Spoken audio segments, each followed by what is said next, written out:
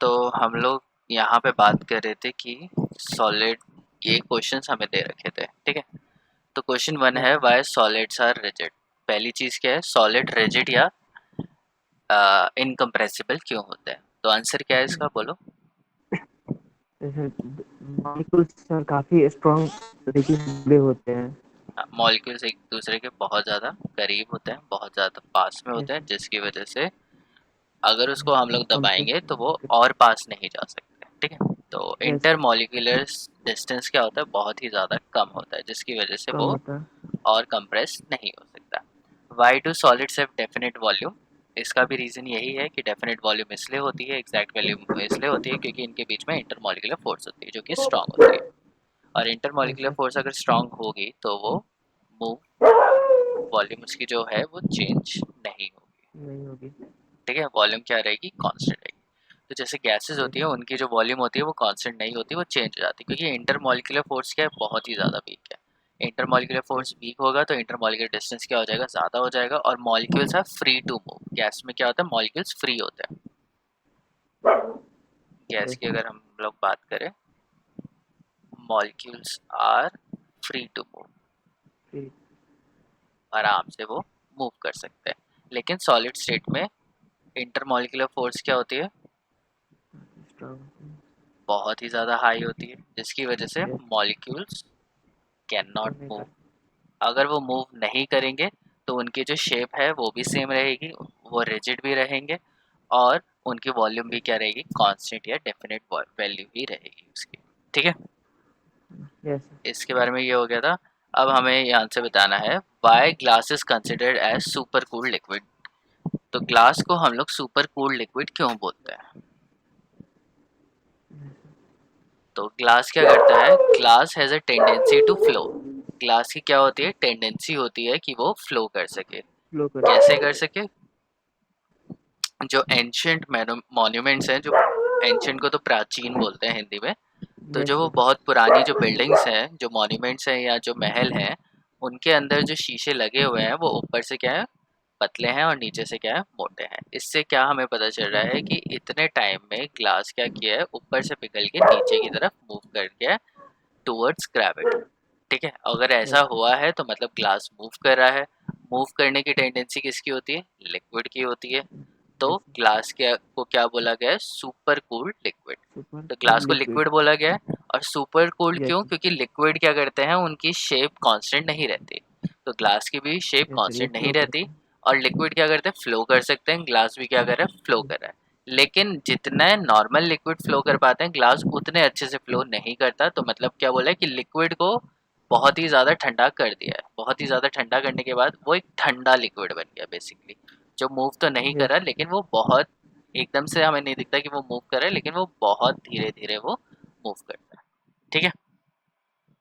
Question 1.5, refractive index of a solid yes is sir. observed to have same value in all direction. Comment the nature of the solid. एक solid है, मैंने कोई लिख लिया, एक solid है, yes. इसका नाम मैं ए रख देता हूँ। इसके पास क्या है, ये देखो, have the same value along all direction. तो उस सारी डायरेक्शन में, यहाँ पे भी वैल्यू सेम है, यहाँ पे भी वैल्यू सेम है, यहाँ पे भी वैल्यू सेम है, यहाँ पे भी वैल्यू सेम है। तो ये किस तरीके का सॉलिड है, बताओ मुझे। सर ये क्रिस्टलाइन है सर। क्या बोला गया है? दिख रहा होगा ना क्रिस्टलाइन। तुम्हें, सामने भी लिखा हुआ, yes have sir, refractive same index value along all the direction. सारी डायरेक्शन में वैल्यू क्या है, सेम है। सेम आ रही तो कौन सा सॉलिड हुआ ये, पहले मुझे बताओ, ये आइसोटोपिक है या एनआइसोटोपिक है? है। वैल्यू सेम आ रही है तो सर ये आइसोट्रॉपिक है। आइसोटोपिक हुआ ना। तो यस सर। सेम का मतलब क्या होता है, आइसो। तो यस ये सर। क्या है, आइसोटोपिक है। कौन क्रिस्टलाइन सॉलिड आइसोटोपिक होता है या एनआइसोटोपिक होता है? सर एनाइसोट्रॉपिक होता हाँ, तो ये कौन सा हुआ, है। Yes sir. एनाइसोट्रॉपिक। ये आइसोटोपिक है। तो ये किस तरीके का यस सर। सॉलिड है, किस तरह का सॉलिड है? कौन सा सॉलिड है ये? एमॉर्फस। हाँ, तो यही तो बोलना है, अमॉर्फस। तो क्या पूछा है, comment on the nature of solid. तो नेचर क्या है, ये जो सॉलिड है वो क्या है, अमॉर्फस सॉलिड है। यस समझ में आ रहा है? ये जो सॉलिड है यस वो किस तरीके का सॉलिड है, एक अमॉर्फस सॉलिड है, क्योंकि ये आइसोटोपिक है। और आइसोटोपिक कौन से सॉलिड होते हैं, अमॉर्फस सॉलिड आइसोटोपिक मार्कस होते हैं। सॉलिड अब मुझे बताओ इसकी क्लीवेज प्रॉपर्टी क्या होगी, अगर इसको हम लोग काटेंगे तो कैसा कैसा आएगा। ये सर रफ शेप होगी रफ हाँ एजेस मतलब, हाँ स्मूथ एजेस नहीं मिलेंगे, रफ एजेस हमें मिलेंगे। ठीक है, क्लियर हो गया ये? ठीक है, यस तो क्वेश्चन हो सकता है कि डायरेक्टली ना पूछा जाए, घुमा फिरा के पूछा जाए, तो तुम्हें समझ में आना चाहिए उसे। ठीक है, यस अब नेक्स्ट टॉपिक है हमारा टाइप ऑफ क्रिस्टलाइन सॉलिड्स।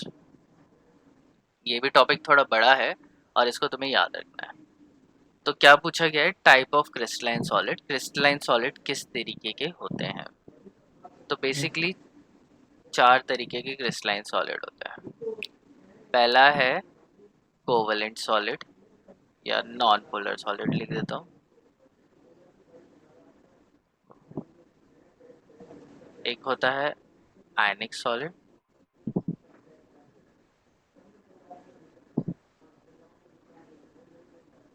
एक होता है मेटालिक सॉलिड। तो देखो मेटल क्रिस्टलाइन सॉलिड में पड़ रहा है, और क्रिस्टलाइन सॉलिड में क्या पड़ रहा है, आयनिक पड़ रहा है, मेटालिक पड़ रहा यस है, और एक होता है कोवलेंट नेटवर्क। ठीक है, और एक होता है नॉन पोलर सॉलिड। इनको क्या बोलते हैं, रुको मुझे इसका नाम मैं भूल गया इसको, एक सेकेंड रुकना, मैं ज़रा चेक कर लूँ क्या है इसका नाम।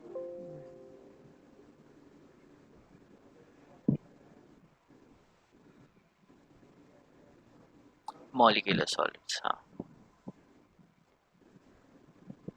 और ये कौन से होते हैं, एक मॉलिक्यूलर सॉलिड्स। ठीक है, तो क्वेश्चन ये आ सकता है डायरेक्टली, कितने टाइप के क्रिस्टलाइन सॉलिड होते हैं। तो कितने टाइप के हैं, चार टाइप के। चार तरह के ये क्लियर?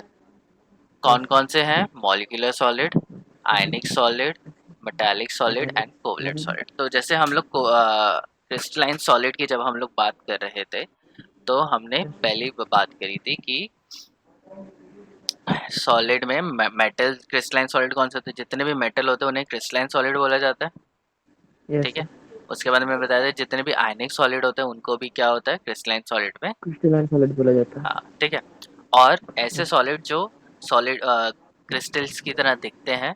ठीक है, और उसमें से यस एक आता है मॉलिक्यूलर सॉलिड्स। ठीक है, तो ये चार यस तरीके के हमारे क्रिस्टलाइन सॉलिड हैं, और इनको हमें एक एक करके पढ़ना है। तो पहला क्वेश्चन यहाँ से तुम्हारा क्या निकल रहा है, नेम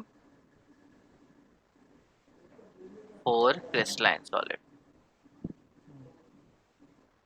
चार तरीके के क्रिस्टलाइन सॉलिड्स होते हैं, उनका नाम बताओ। ये क्लियर हो गया?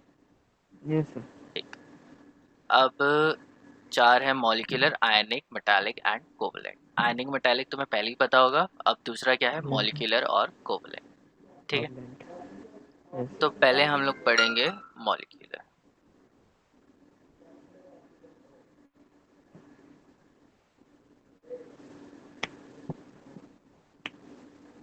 तो मॉलिक्यूलर सॉलिड्स कैसे होते हैं, मॉलिक्यूलर सॉलिड्स किससे बने होते हैं, made up of molecules. Yes molecule से बने होंगे। और मॉलिक्यूल्स क्या होते हैं, दो तरीके के होते हैं, एक होता है पोलर मॉलिक्यूल्स और एक होता है नॉन पोलर मॉलिक्यूल्स।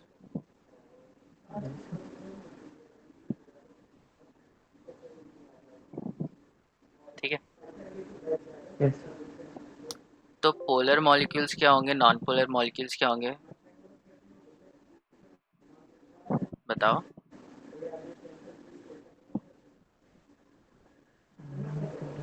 कोई एग्जाम्पल बताओ जिसमें तुम बता सको कि ये पोलर है या ये नॉन पोलर है। नहीं पता सर पोलर और नॉन पोलर का क्या मतलब होता है, ये पता है? नो सर क्या होता है बताओ। नहीं पता है सर इसका नहीं पता है? नो सर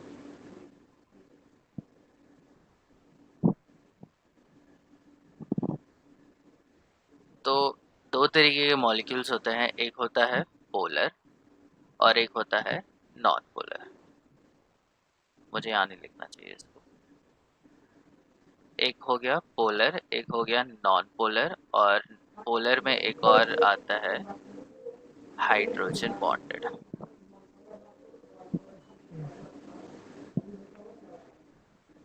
ठीक है, तो मॉलिक्यूलर सॉलिड्स किससे बने हुए हैं? मॉलिक्यूल से बने हैं, और ये तीन के हैं। एक नाम हो गया पोलर, एक को मैंने बीच में लिख दिया नॉन पोलर,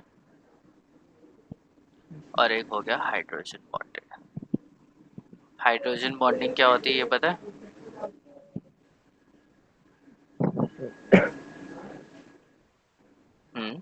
बताओ, पता है ये यस हाइड्रोजन सर। बॉन्डिंग क्या होता है? क्या होता है?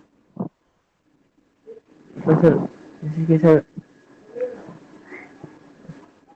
H2O है सर, हम्म। एग्जांपल में H2O। हाँ सही है, एकदम सही है। सर सर हाइड्रोजन के साथ सर दो ऑक्सीजन सर बाउंड करते हैं उसको सर, पानी बनाते हैं, हम्म। वाटर। ठीक है, एकदम करेक्ट। तो ये हो गया। इसके अलावा H2 के अलावा कोई और मॉलिक्यूल जो हाइड्रोजन बॉन्ड बॉन्ड बनाता है? दिमाग में तो नहीं आ रहा अभी। तीन ही तो मॉलिक्यूल बनाते हैं, तीन ही तो एटम बनाता है हाइड्रोजन बॉन्ड, कौन कौन से होते हैं?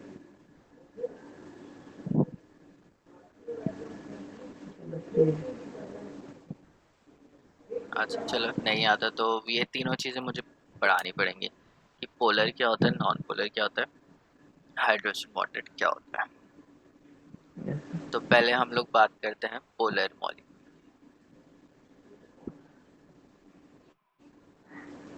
तो पोलर मॉलिक्यूल्स दे हैव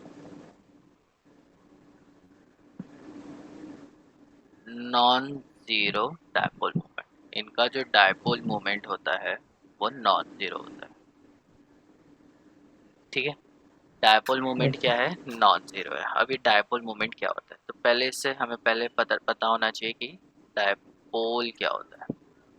तो कहीं पर भी पोल्स तुम्हें दिखे तो उससे हम लोग क्या बोल सकते हैं, ये एक है डायपोल। ठीक है, कोई भी चीज़ है उसके दो पोल्स हैं तो उससे क्या यस बोलेंगे? डायपोल। अब ये तुम्हें दिख रहा होगा कि ये डायपोल। क्या है? आयनिक दिख रहा है, एक साइड पॉजिटिव चार्ज है और एक साइड यस नेगेटिव चार्ज है। तो जब नेगेटिव चार्ज। पूरा पॉजिटिव चार्ज और पूरा नेगेटिव चार्ज एक दूसरे से सेपरेट होते हैं तो उसे क्या बोला जाता है? डायपोल बोला जाता है। ठीक है, तो डायपोल क्या करता है? डायपोल मेजर्स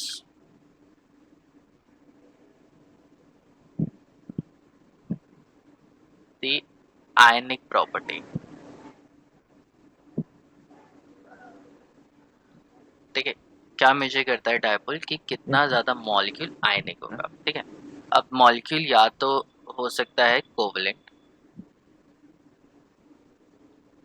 या फिर हो सकता है आयनिक। ठीक है, तो कोवलेंट में जो डायपोल मूवमेंट होती है वो ज़ीरो होती है, ये बिल्कुल भी पोलर नहीं होता, इसलिए इसे बोला जाता है नॉन पोलर। क्यों बोला जाता है? कि कार्बन कार्बन है और दोनों ने एक एक इलेक्ट्रॉन शेयर किया है।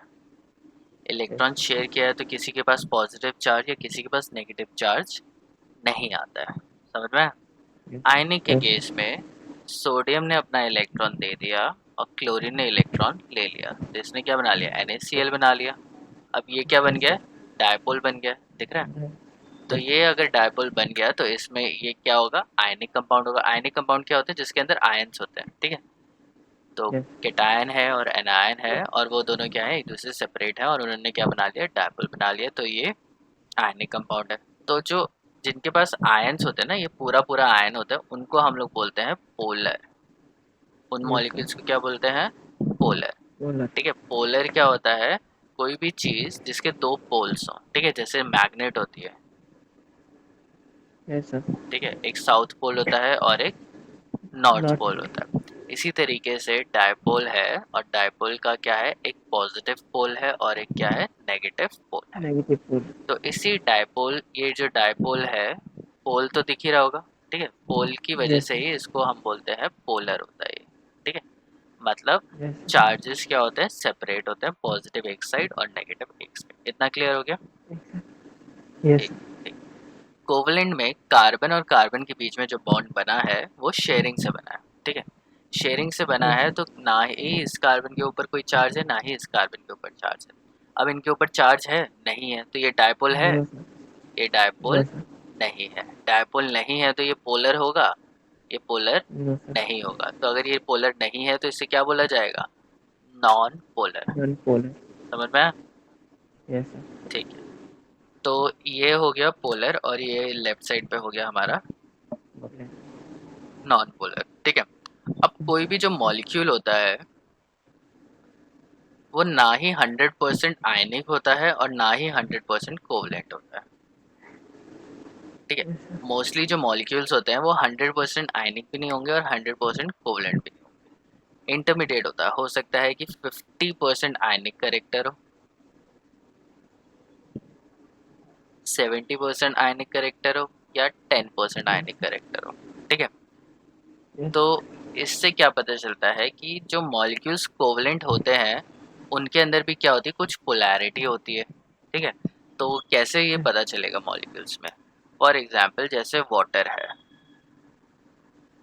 अब ऑक्सीजन और हाइड्रोजन में से ज़्यादा इलेक्ट्रोनेगेटिव कौन है? ऑक्सीजन। ऑक्सीजन है। तो ऑक्सीजन क्या करेगा, हाइड्रोजन से इलेक्ट्रॉन लेगा या हाइड्रोजन को इलेक्ट्रॉन देगा? लेगा सर। लेगा, ठीक है। तो इसने हाइड्रोजन से इलेक्ट्रॉन ले लिए, तो ऑक्सीजन के ऊपर कौन सा चार्ज आना चाहिए, पॉजिटिव या नेगेटिव? माइनस। नेगेटिव नेगेटिव आएगा। चार्ज। इलेक्ट्रॉन्स ले लिए तो इलेक्ट्रॉन ज़्यादा हो गए, तो इसके ऊपर हम लोग क्या लिख सकते हैं, डेल्टा नेगेटिव चार्ज। यहाँ पे जो यस। डेल्टा है, डेल्टा जिसको मैंने कौन सा बनाया है, इस तरीके का बनाया है, ये डेल्टा होता है ना, इसका यस। मतलब है स्मॉल, स्मॉल चार्ज। अब देखो, ऑक्सीजन और हाइड्रोजन ने इलेक्ट्रॉन शेयर किए, तो शेयर किए तो इन्होंने कोवेलेंट बॉन्ड बना रही है, आयनिक बॉन्ड नहीं है। नहीं। तो इन्होंने आयनिक कोवेलेंट बॉन्ड बनाया, लेकिन उसमें इलेक्ट्रोनेगेटिविटी डिफरेंस होने की वजह से उनके बीच में क्या बन गए, पोल्स बन गए। तो हाइड्रोजन के यस। ऊपर क्या हो गया, पॉजिटिव चार्ज। दिख रहा है ना ये पोल्स? यस तो sir. Delta negative delta positive, ये पूरा फुल फ्लेज नेगेटिव नहीं है, इसको हम लोग पूरा नेगेटिव नहीं बोलेंगे। क्या है ये, डेल्टा नेगेटिव। ये आयंस नहीं नेगेटिव। है, ठीक है। ये आयनिक कंपाउंड यस। नहीं है। आयनिक कंपाउंड कब होता है, जब पूरा पॉजिटिव या पूरा नेगेटिव चार्ज होता है, ठीक है। कब बनते हैं yes. Ionic compounds? Ionic compounds बनने के लिए हमें जो इलेक्ट्रोनेगेटिविटी डिफरेंस होता है, electronegativity difference should be greater than 2, greater than 2। तो 2 से बड़ा होना चाहिए इलेक्ट्रोनेगेटिविटी डिफरेंस। जैसे मेरे पास है सोडियम और मेरे पास है क्लोरीन। अब मुझे पता करना है कि ये आयनिक बॉन्ड बनाएगा या कोवलेंट बॉन्ड बनाएगा। तो कैसे मैं पता करूंगा, मैं सोडियम की इलेक्ट्रोनेगेटिविटी लिखूंगा और क्लोरीन की लिखूंगा। तो कैसे पता चलेगी मुझे इलेक्ट्रोनेगेटिविटी, मैं इंटरनेट पे सर्च करूंगा। तो चलो मैं इंटरनेट पे सर्च करता हूँ, इलेक्ट्रोनेगेटिविटी ऑफ क्लोरीन, ठीक है। तो क्लोरीन का मैंने लिखा तो मेरे पास फ़ोन में रिजल्ट आ रहा है 3.16, ठीक है। तुम भी अपने फ़ोन से चेक कर सकते हो, लेकिन अभी तो क्लास चल रही है तो मैं चेक कर लेता हूँ, ठीक है। अब यस। मैं देख रहा हूँ सोडियम की, तो सोडियम की आ रही है 0.93। अब डेल्टा ई इलेक्ट्रोनेगेटिविटी डिफरेंस निकालना है, तो 3.16 में से मैं माइनस कर दूंगा 0.93। कितना आ जाएगा, यस। 3.16 minus 0.93 is 2.23। अब ये 2 से तो बड़ा है, यस। 2 से बड़ा है तो मतलब ये क्या, कौन सा कंपाउंड है, आयनिक कंपाउंड। समझ में आ आयनिक रहा है ये? कंपाउंड। Yes sir. अब हम लोग वाटर का देखते हैं कि वाटर आयनिक है या नहीं है। इसका करने के लिए मुझे क्या करनी पड़ेगी, ऑक्सीजन की इलेक्ट्रोनेगेटिविटी देखनी पड़ेगी। तो ये ऑक्सीजन की इलेक्ट्रोनेगेटिविटी है 3.44, इसकी है ऑक्सीजन की। और यस। मैं हाइड्रोजन की चेक करता हूँ, हाइड्रोजन की 2 के आसपास होती है, 2.22। तो इसको मैं अगर माइनस करूंगा, 3.44 माइनस 2.22, तो कितना आ रहा है, 1.22। तो डेल्टा यस। इलेक्ट्रोनेगेटिविटी डिफरेंस कितना आ रहा है, 3.44 में से मैंने 2.22 माइनस माइनस कर टू दिया point and it comes out to be 1.22, जो कि क्या है, 2 से तो कम है, 2 से काफ़ी कम है, ठीक है। तो 2 यस से सर। कम है तो ये किस तरीके का कंपाउंड होगा, आयनिक नहीं होगा, ये किस तरीके का कंपाउंड होगा, कोवलेंट कंपाउंड, ठीक है। जब इलेक्ट्रोनेगेटिविटी डिफरेंस 2 या 2 के आसपास पहुंच जाए, 1.9 या 2.1 2.2, ठीक है, तो हम लोग यस मान सर। लेते हैं कि ये आयनिक कंपाउंड होगा। लेकिन अगर 2 से कम होता है तो हम लोग उसे नहीं मानते कि ये आयनिक कंपाउंड नहीं है, नहीं। ठीक है। फिर भी हमें पता है कि यस सर। ऑक्सीजन की इलेक्ट्रोनेगेटिविटी ज़्यादा है, ज़्यादा दिख रही है, यस सर। 1.44। हाइड्रोजन कम है, तो ये क्या करेगा, खींच लेगा। अब तुम्हें क्या करना है, तुम्हें इनकी इलेक्ट्रोनेगेटिविटी याद नहीं करनी है, समझ में आ रहा है। Yes electronegativity sir. ये नहीं है, ये मैं एग्जांपल दे रहा हूँ और मैं तुम्हें समझा रहा हूँ कि आयनिक कंपाउंड और कोवलेंट कंपाउंड कब बनते हैं, क्लियर हुआ।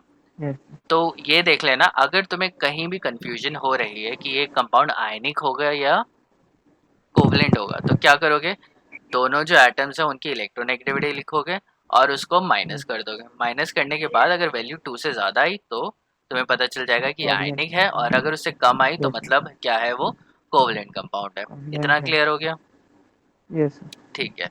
इसके बाद, हाँ, लेकिन अब ये जो मॉलिक्यूल है ये कम्प्लीटली कोवलेंट नहीं है, ठीक है। इसके अंदर भी क्या है, यस चार्जेस सर। हैं, चार्जेस हैं तो मतलब इसमें क्या है, डायपोल हमें दिख रहा है।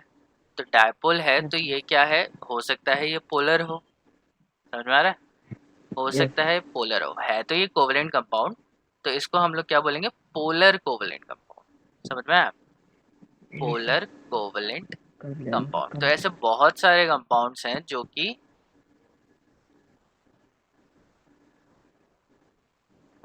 कोवलेंट होते हैं, उसके बाद भी वो पोलर या नॉन पोलर हो सकते हैं। तो मैं यहाँ बोल सकता हूँ कि अगर कोई कोवलेंट कंपाउंड है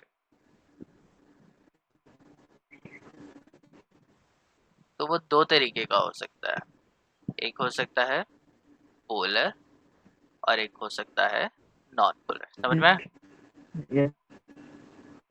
और आयनिक कंपाउंड तो फुल फ्लेज पोलर ही होते हैं, ये तो पोलर होते ही हैं, तो इनको हम लोग कंसिडर नहीं करते क्योंकि आयनिक सॉलिड्स तो हम लोग अलग से पढ़ेंगे, समझ में आया? यस। वो पोलर होते ही हैं। तो मैं यहाँ पे तुम्हें समझाने की कोशिश कर रहा हूँ कि कोवलेंट कंपाउंड भी पोलर भी हो सकते हैं और नॉन पोलर भी हो सकते हैं। अब जैसे एग्जाम्पल ले लिया हाइड्रोजन और हाइड्रोजन का, ठीक है। तो तुम्हें क्या यस। लगता है, ये पोलर ये कोवलेंट कंपाउंड है या आयनिक कंपाउंड है? हाइड्रोजन सर आयनिक कंपाउंड है। आयनिक कंपाउंड, किस लिए, कैसे पता चलेगा कि आयनिक कंपाउंड है या कोवलेंट कंपाउंड है? Electronegativity ion. डिफरेंस है, तो हाइड्रोजन की इलेक्ट्रोनेगेटिविटी 2.2 है और यस। दूसरा हाइड्रोजन की भी इलेक्ट्रोनेगेटिविटी कितनी होगी, टू सेम ही पॉइंट होगी। टू तो दोनों में यस से सर। माइनस करोगे तो कितना आएगा, सर 0. इस हाइड्रोजन की इलेक्ट्रोनेगेटिविटी मैं मान लेता हूँ 2.2 है और इसकी भी कितनी है, 2.2। टू तो पॉइंट टू 2.2 में से माइनस करोगे तो कितना आएगा, जीरो। 0 आ रहा है। तो ये 2 से बड़ा है या छोटा है? छोटा है। तो कोवलेंट कंपाउंड होगा या आयनिक कंपाउंड होगा? सर आयनिक होगा। 2 से बड़ा होता है तो आयनिक, 2 से छोटा होता है तो कोवलेंट। Yes sir covalent. आयनिक का हम लोग क्या करेंगे, इलेक्ट्रोनेगेटिविटी में लिख देता हूँ, बेटे डिफरेंस इज ग्रेटर देन 2, 2 से बड़ा हुआ तो आयनिक, नहीं हुआ तो कोवलेंट। अब तुम कोवलेंट। इधर देख के भी बता सकते हो, दो हाइड्रोजन है तो किसके पास किसने किसको इलेक्ट्रॉन दिया है, एक इलेक्ट्रॉन इसने दिया है, एक इलेक्ट्रॉन इसको दिया है। इसके पास कौन सा चार्ज यस। आएगा, कोई चार्ज नहीं आएगा। इसके ऊपर कौन सा चार्ज जीरो। आएगा, कोई चार्ज नहीं आएगा। तो अगर ये चार्जेस नहीं आ रहे हैं इसके ऊपर तो ये पोलर यस। हुआ कंपाउंड, नो सर। नहीं हुआ, ठीक है। चार्जेस नहीं आ रहे तो ये कौन सा कंपाउंड है, नॉन पोलर कंपाउंड है, समझ में आ रहा है ये? Yes sir. ठीक, आयनिक कंपाउंड देखो, आयनिक कंपाउंड हमेशा ही पोलर होता है, ठीक है, तो यस सर। आयनिक नहीं है ये। दूसरा एग्जाम्पल लेते हैं,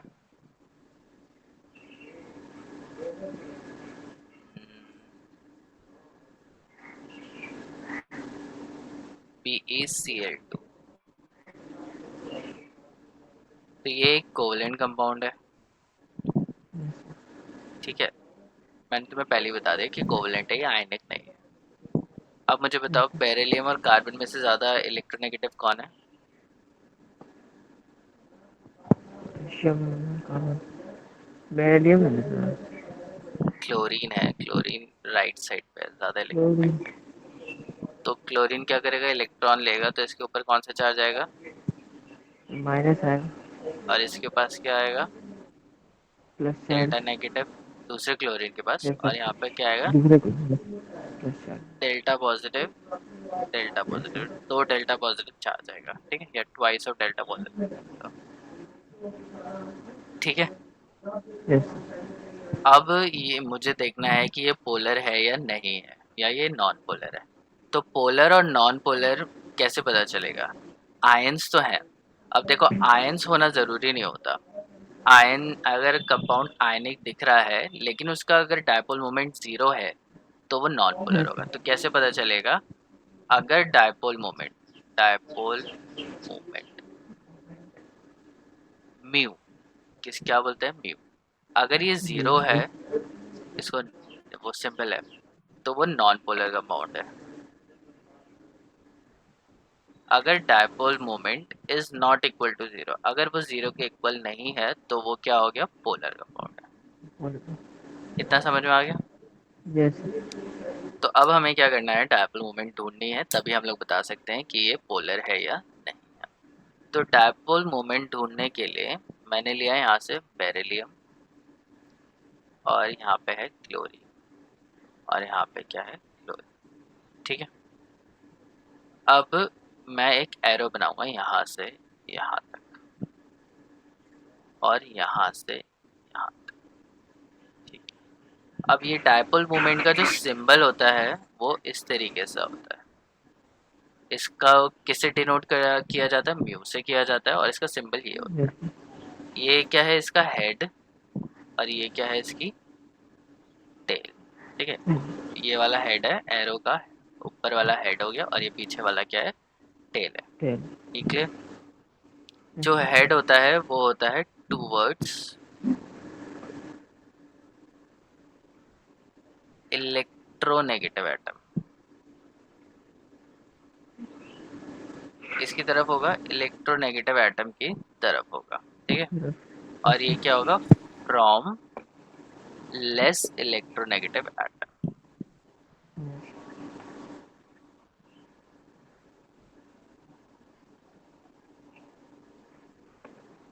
और कहाँ से होगा, लेस इलेक्ट्रोनेगेटिव एटम की तरफ होगा।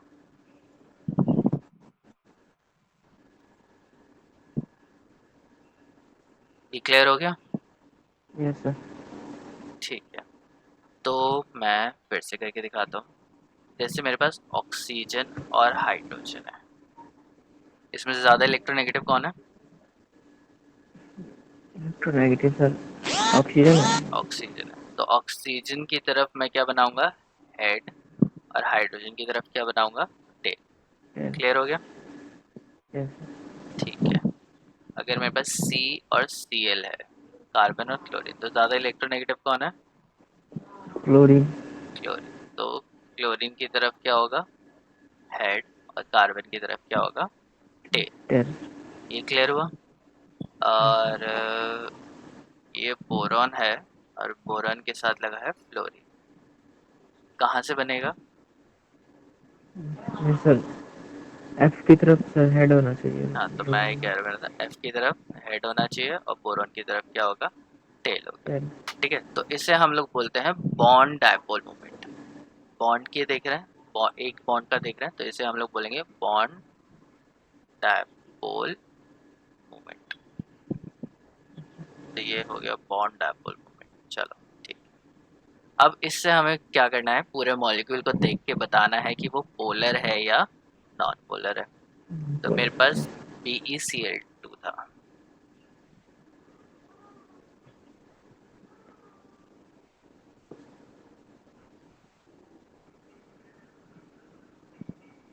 तो दो बॉन्ड्स है इसके पास, तो दोनों का हम लोग देखेंगे।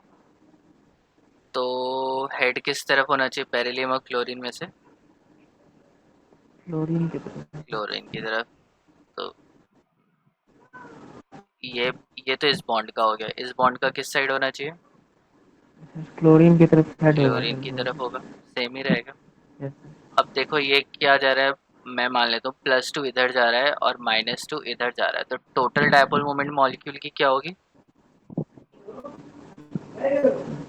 Plus. Overall dipole moment molecule की होगी 0। ठीक है, कैसे होगी? +2 में से -2 ऐड करोगे तो कितना आएगा?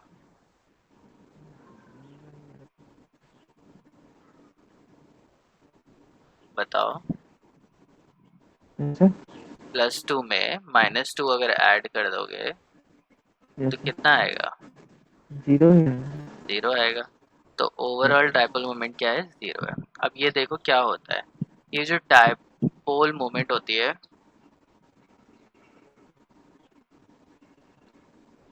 Is a vector. ये क्या होता है? वेक्टर होता है। ठीक है, वेक्टर्स पढ़े होंगे। Yes sir.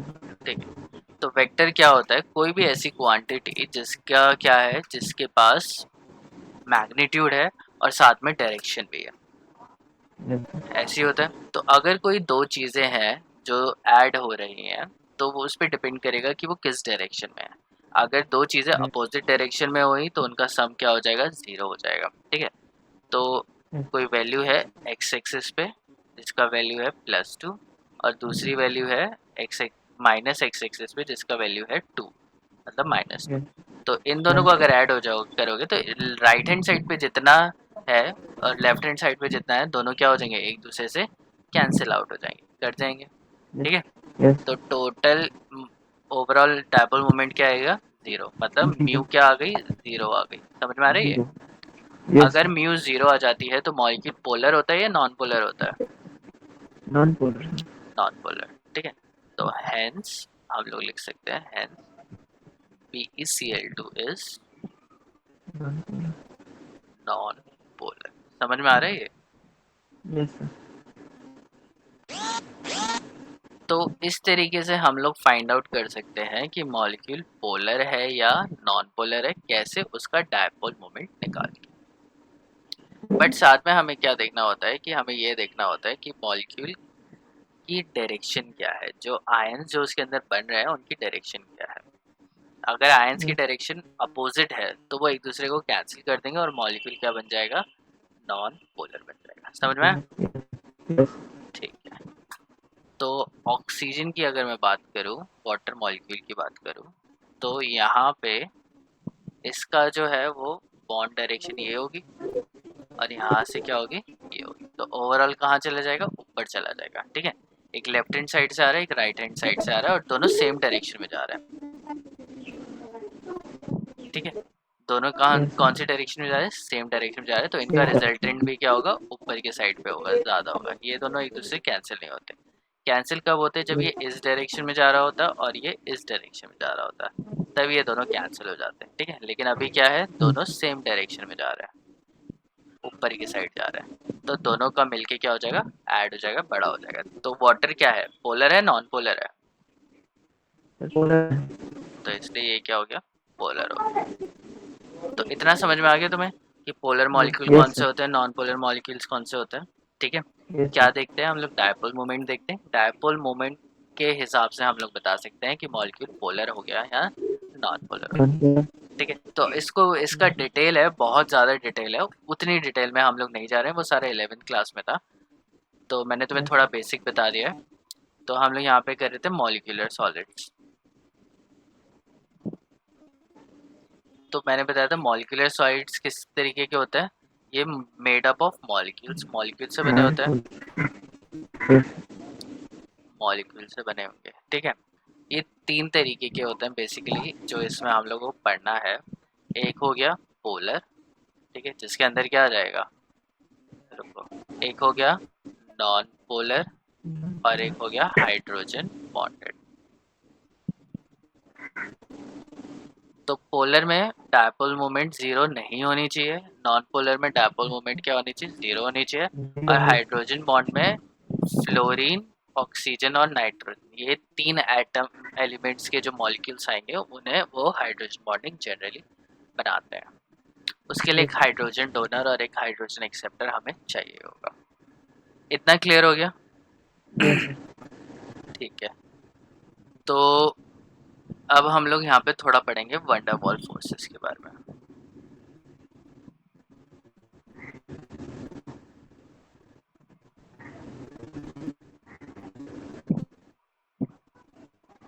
ठीक है, तो वंडरवॉल फोर्सेस तीन चार तरीके की होती है।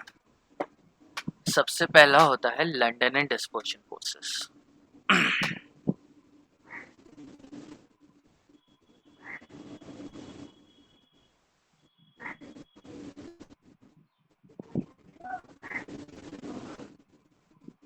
ठीक है, कौन सी होगी? लंदन एंड डिस्पर्शन फोर्स होती है। उसके बाद होती है डायपोल डायपोल।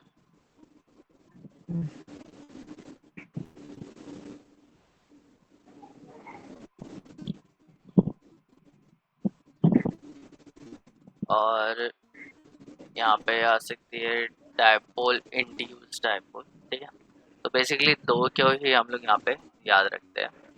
इसमें से जो लंदन एंड डिस्पर्जन फोर्सेस होती है वो कहाँ होती है? नॉन पोलर कंपाउंड में होगी। ठीक है, किस में होंगी? नॉन पोलर में। Dipole dipole, dipole induce dipole और इंड्यूस इंड्यूस डायपोल, ये सारी किस में होती है? पोलर में होती है। ठीक है, तो डायपोल से तुम्हें पता ही चल रहा है, डायपोल मतलब पोल्स है, मतलब आयंस है, तो यस ये जनरली क्या होगा? पोलर मॉलिक्यूल होगा। ठीक है, तो जो नॉन पोलर मॉलिक्यूल्स हैं इनके अंदर कौन सी फोर्स आएगी? London and dispersion forces.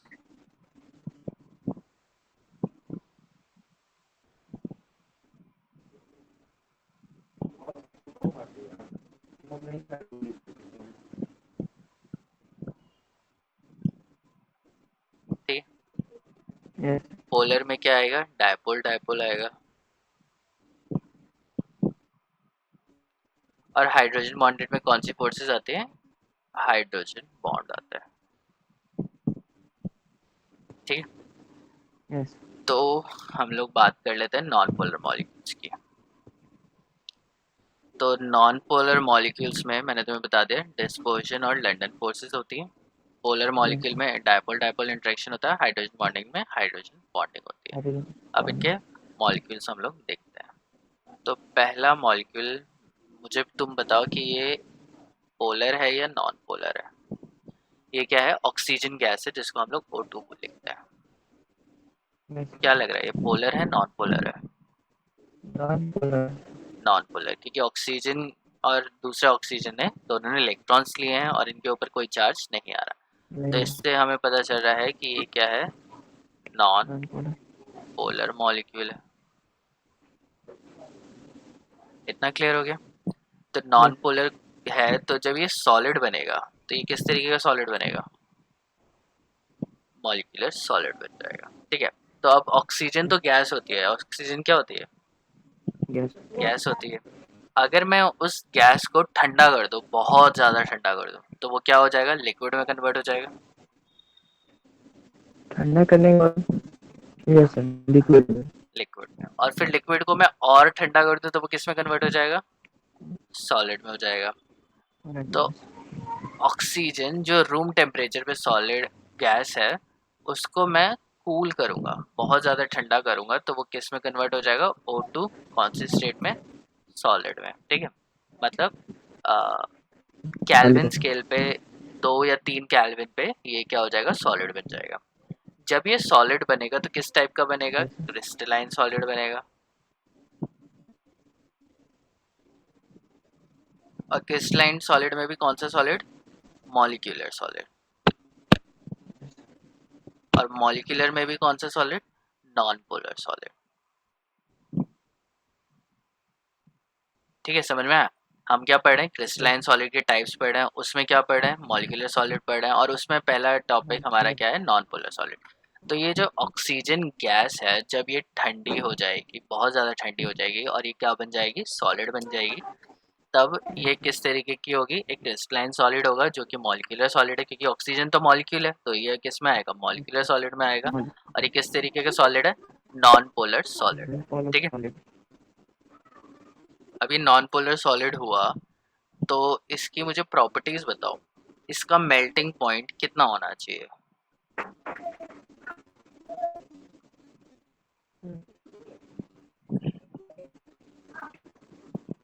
तो पहली चीज, जो मेल्टिंग पॉइंट होता है वही फ्रीजिंग पॉइंट होता है। Yes sir. तो मेल्टिंग पॉइंट और फ्रीजिंग पॉइंट दोनों एक ही चीज है। तो इस ऑक्सीजन को मैंने कितने टेम्परेचर पे सॉलिडिफाई किया, कितने टेम्परेचर पे सॉलिड बनी है? 3 केल्विन पे। हाँ, मतलब मैंने अज्यूम किया है, मैं मुझे नहीं पता कि कितने पे बनती है, रुको मैं चेक कर लेता हूँ कि एग्जैक्ट कितने पे बनती है, तो तुम्हें ज़्यादा अच्छे से समझ में आएगा।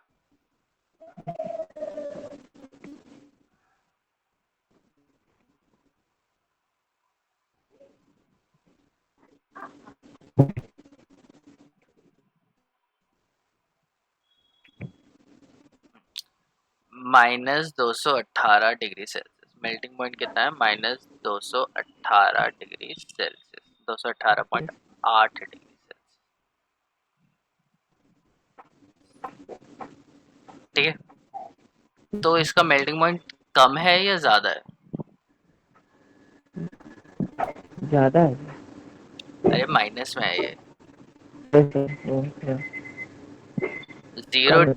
0 डिग्री सेल्सियस पे क्या फ्रीज होता है? वाटर फ्रीज होता है।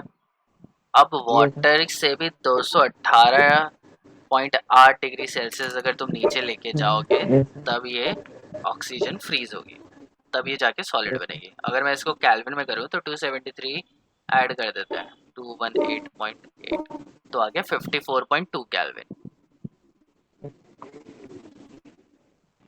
ठीक है, और ये क्या होता है? 273 केल्विन। समझ में आ रहा है? तो वाटर यस का सर। फ्रीज होता है 273 पे हो रहा है, और ये कितने केल्विन पे हो रहा है? 54.2 केल्विन पे। 4.2। मतलब, और हमारा रूम टेम्परेचर जिस टेम्परेचर पे अभी हम लोग हैं, यस सर। कितना है? 25 डिग्री या 30 डिग्री, तो इसको हम लोग ले लेते हैं 298 केल्विन। समझ में आ रहा है? Yes sir. तो अभी जहाँ पे हम लोग हैं वो टेम्परेचर क्या है? 298 केल्विन। समझ में आया? 98। और इसका मेल्टिंग पॉइंट क्या है? 54.2 केल्विन। तो रूम टेम्परेचर पे जो ऑक्सीजन होती है वो गैस की फॉर्म में एग्जिस्ट करती है। तो कोई भी चीज़ यस सर। अभी जो हम लोग यहाँ पे हमारे आसपास है, अगर वो गैस है तो उसका मेल्टिंग पॉइंट क्या होगा? बहुत ही ज़्यादा लो होगा। समझ में आया? यस अगर कोई चीज़ लिक्विड है तो उसका मेल्टिंग पॉइंट लो होगा, कम होगा, लेकिन गैस से ज़्यादा ही कम होगा, ज़्यादा होगा, यस सॉरी। ठीक है, और अगर कोई चीज़ सॉलिड है तो उसका मेल्टिंग पॉइंट क्या होगा? और भी ज़्यादा होगा। ठीक है, तो मैंने यहाँ पे एग्जाम्पल लिया किसका? 3 एग्जाम्पल ले लो। एक तो हो गया ऑक्सीजन गैस, जो कि क्या है? गैस है, कब? रूम टेम्परेचर पे। रूम टेम्परेचर कौन सा? जिस पे अभी हम लोग हैं। ठीक है। यस। दूसरा हम लोगों ने ले लिया लिक्विड। लिक्विड का मैं सबसे अच्छा एग्जांपल ले रहा हूँ वाटर। और सॉलिड, कोई सॉलिड जिसका वो पता हो melting point. Solid for example हम लोग ले लेते हैं वैक्स, देख लेता हूँ वैक्स।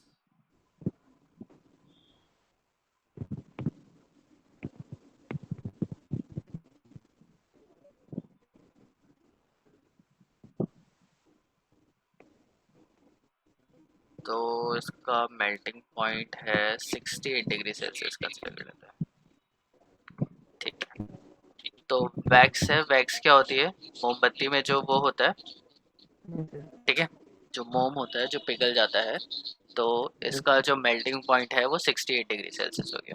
क्लियर? यस। हाँ, तो ऑक्सीजन का कितना है? 54.2 केल्विन। इसका कितना है? 273 केल्विन। और इसका कितना होगा? 273 में 68 और ऐड कर देते हैं, yes. Which comes out to be 341। तो हमें पता है कि कोई भी चीज़ अगर सॉलिड होती है तो उसका मेल्टिंग पॉइंट क्या होगा? काफ़ी ज़्यादा हाई होगा। ठीक है, कोई भी चीज़ अगर लिक्विड है तो उसका मेल्टिंग पॉइंट कम होगा, और कोई भी चीज़ अगर गैस है तो उसका मेल्टिंग पॉइंट क्या होगा? बहुत ही ज़्यादा कम होगा। समझ में आ रहा है?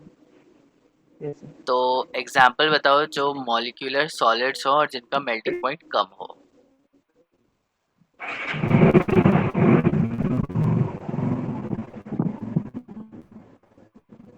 बताओ।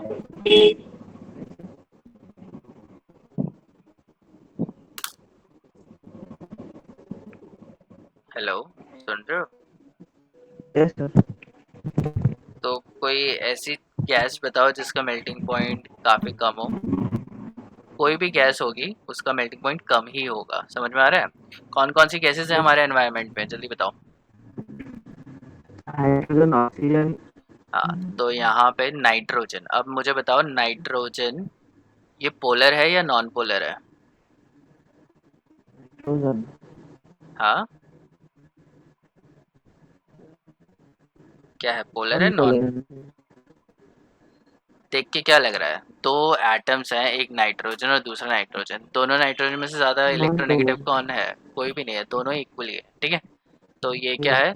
Non polar. हाइड्रोजन गैस है, यस, ये भी मॉलिक्यूल है। ये पोलर है नॉन पोलर है? नॉन पोलर है। तो कभी भी तुम्हें कोई भी दो एटम दिखे और दोनों एटम सेम है तो वो नॉन पोलर ही होगा। यस, दूसरा एग्जाम्पल लेते हैं, कार्बन डाइऑक्साइड। मुझे बताओ कि ये पोलर है या नॉन पोलर है। तो कार्बन।